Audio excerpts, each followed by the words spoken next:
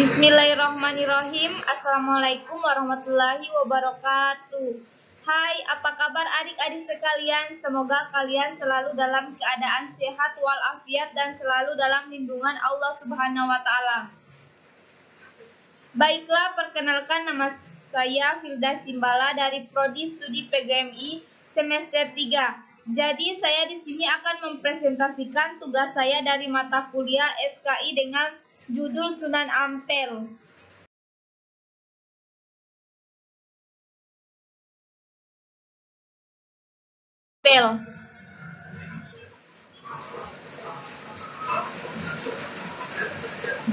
Sunan Ampel dikenal dengan Raden Rahmat. Nama aslinya Said Ali Rahmatullah. Ayahnya bernama Syekh Ibrahim As-Samarkandi, seorang ulama As-Samarkand, Asia Tengah, dan ibunya seorang putri raja bernama Chandrawulan dari Kerajaan Champa, Kamboja. Sedangkan silsilah keturunannya bersambung sampai Rasulullah Shallallahu Alaihi Wasallam melalui jalur Husain bin Ali bin Abi Thalib dan Fatimah Az-Zahra binti Rasulullah Shallallahu Alaihi Wasallam.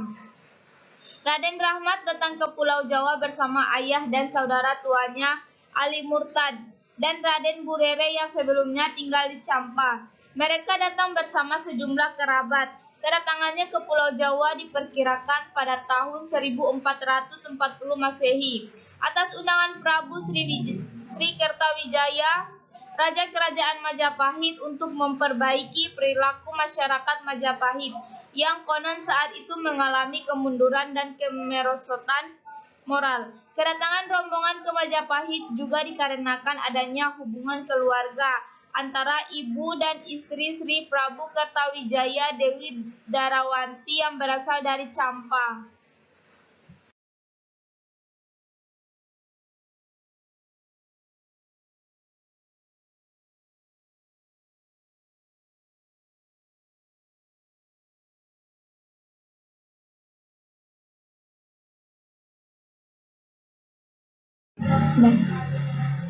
B. Peran Sunan Ampel dalam mengembangkan Islam di Indonesia. 1. Membentuk jaringan kekerabatan dalam menyebarkan Islam. Dalam mengembangkan agama Islam, Sunan Ampel punya peran penting dalam membentuk jaringan kekerabatan melalui perkawinan para penyebar Islam dengan putri-putri penguasa Kerajaan Majapahit. Yang kedua, melakukan perubahan menuju tradisi bernilai keislaman. Masyarakat pesisir utara Jawa adalah masyarakat yang hidup dalam tradisi dan budaya yang turun-menurun.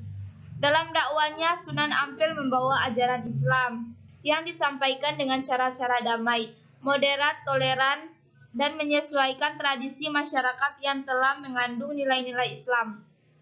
Yang ketiga, membangun masjid dan pesantren sebagai pusat penyebar Islam. Masjid Ampel merupakan bangunan tempat ibadah yang menyimpan nilai sejarah. Arsitektur masjidnya memadukan arsitektur Hindu-Buddha dan khazanah Islam untuk kepentingan dakwah. Model atap tumpang pada masjid menggambarkan adanya akulturasi budaya Islam dan Hindu.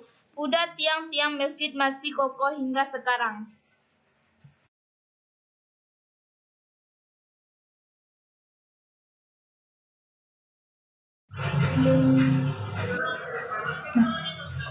Kemudian C. Adik-adik, sikap positif dalam pribadi Sunan Ampel.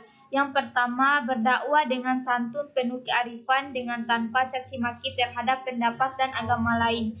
Yang kedua, toleran dan selalu menjalin hubungan baik dengan semua kalangan. Yang ketiga, sosok pemimpin yang merangkul tanpa memandang kasta dan jabatan. Yang keempat, seorang guru yang mendidik dengan penuh keikhlasan dalam menyampaikan ilmu kepada murid-muridnya, sehingga lahir generasi penyebar Islam ke penjuru Nusantara.